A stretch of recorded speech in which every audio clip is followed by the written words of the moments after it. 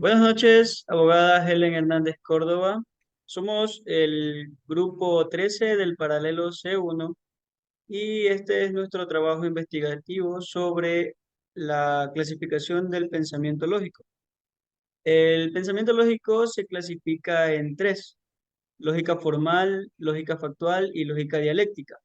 En lo que respecta a lógica formal, tenemos que es un sistema de reglas y principios que se utiliza para evaluar la validez de los argumentos y razonamientos independientemente de su contenido específico. Entonces, en lo que es el modus points, tenemos que, podemos analizar dos premisas. Si estudias para el examen, aprobarás. Premisa uno. La premisa 2, estudiaste para el examen. Entonces, ¿cuál sería la conclusión utilizando el modus ponens? Si aplicamos el modus ponens a las premisas dadas, tenemos que A, si estudias para el examen, entonces aprobarás. Sería el literal B. Y estudiaste para el examen, que vendría a ser la opción A, según el modus ponens, dado que la premisa A, estudiaste para el examen, es verdadera, podemos concluir que la premisa B, aprobarás, es también verdadera. Por lo tanto, la conclusión es que aprobarás el examen. También tenemos silogismo, en la cual podemos analizar, en la premisa uno, todos los mamíferos tienen sangre caliente. Y en la premisa 2, los gatos son mamíferos. ¿Cuál sería la conclusión utilizando el silogismo? Si aplicamos el silogismo a las premisas dadas, tenemos todos los mamíferos tienen sangre caliente. A, los gatos son mamíferos. B, según el silogismo, dado que la premisa B, los gatos son mamíferos, es verdadera, podemos concluir que la premisa A, todos los mamíferos tienen sangre caliente, también es verdadera para los gatos. Por lo tanto, la conclusión es que los gatos tienen sangre caliente ya que son mamíferos.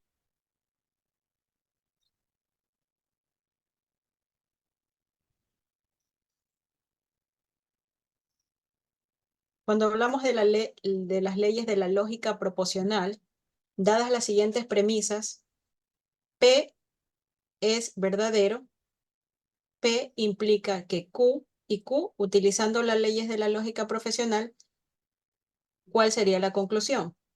La solución de la premisa 1, sabemos que P es verdadero. Y la premisa 2, sabemos que P es verdadero.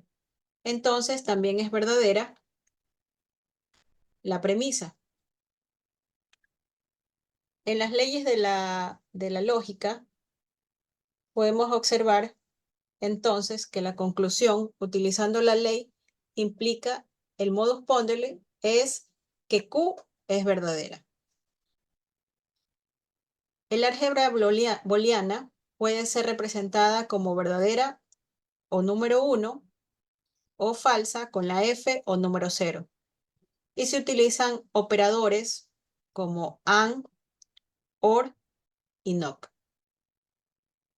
Ejemplo, esto de aquí es una lógica de circuitos electrónicos y programación informática que se emplea un sistema donde las variables pueden ser representadas de esta manera.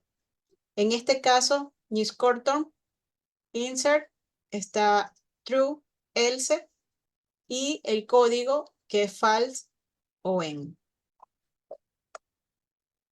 Cuando hablamos de tablas de verdad, estos son unos instrumentos que exhiben todas las posibles combinaciones de valores de verdad para una proposición o un grupo de proposiciones, un conjunto con el valor de verdad resultante de la expresión de la lógica.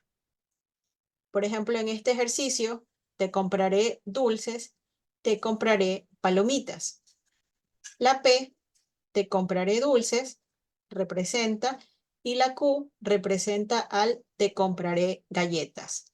La P, este símbolo que nosotros observamos ahí, que es una B invertida, significa y la Q, P y Q es igual a te compraré dulces y galletas. Al verlo representado en la tabla de verdad, podemos analizar que en la P, la primera premisa es verdadera, En la Q, la primera premisa también es verdadera y el resultado sería P es igual a Q, que esto sería verdadero. P y Q son verdaderas. Vamos a resolver el siguiente ejercicio. P y Q o Q. Lo primero que vamos a aplicar es la fórmula. El primer paso, 2 a la n, que es igual a 2, elevado al exponente 2, y 2, que es igual a 4. El segundo paso, vamos a resolver el conectivo lógico, enumeramos y realizamos la tabla de verdad. En la columna P vamos a escribir 2 verdaderos y 2 falsos. Y en la columna Q vamos a escribir intercaladamente un verdadero, un falso en combinaciones diferentes. En la tercera columna, P y Q, en la tabla observamos si son 2 verdaderos, el resultado va a ser verdadero. El conectivo número 2, escribimos P y Q o Q. Si tenemos falso y falso, es falso. Tenemos verdadero y verdadero, resultado verdadero. Falso y falso es falso. Entonces, esto de aquí es una tabla de verdad.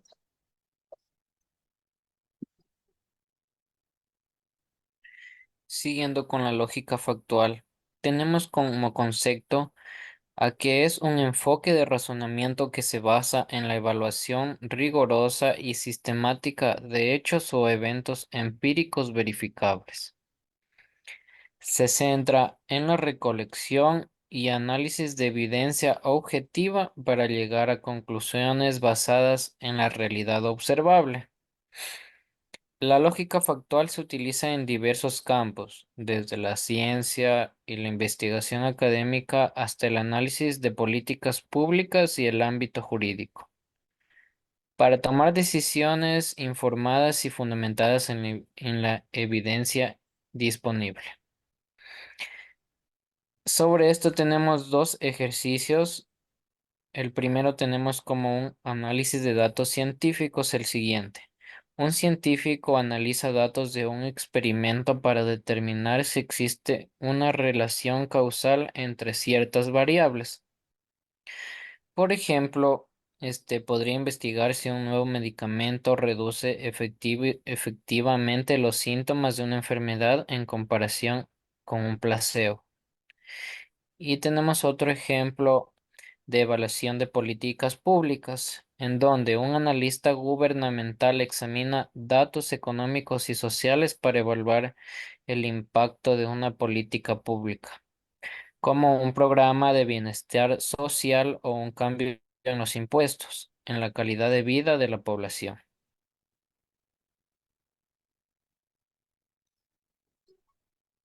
Siguiendo con lo del compañero, vamos a hablar sobre 4 temas más, que es sobre la interpretación de estudios de mercado, los análisis forenses, evaluación de riesgos ambientales y análisis financiero.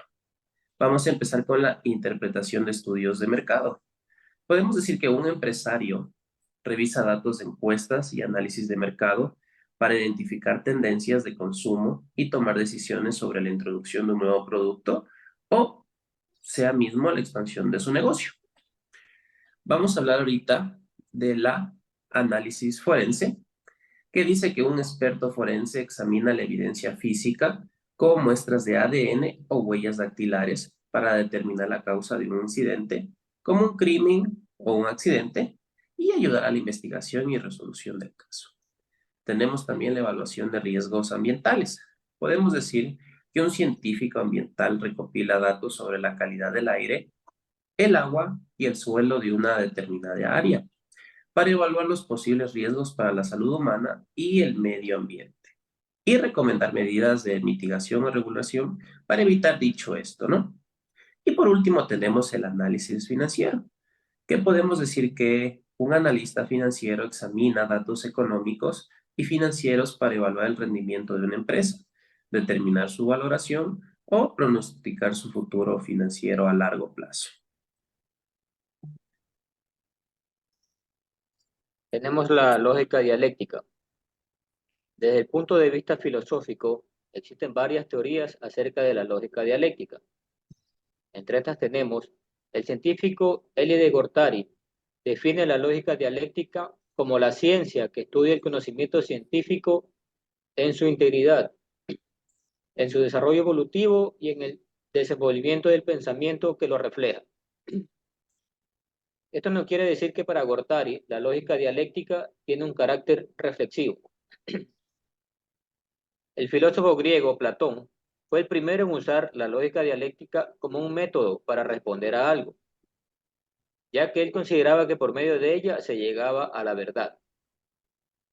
El filósofo y poeta griego, discípulo de Platón, Aristóteles, ve a la dialéctica como un proceso racional, desarrollado por el individuo como parte de las habilidades básicas para desarrollar sus argumentos. El filósofo alemán Hegel nos dice que la lógica dialéctica es un proceso de constante y continuo cambio para llegar a la verdad, describiendo este proceso a través de la tríada, tesis, antítesis y síntesis. En resumen, tenemos que la dialéctica es un enfoque de razonamiento que se centra en la comprensión del cambio y el desarrollo a través de la confrontación de ideas opuestas.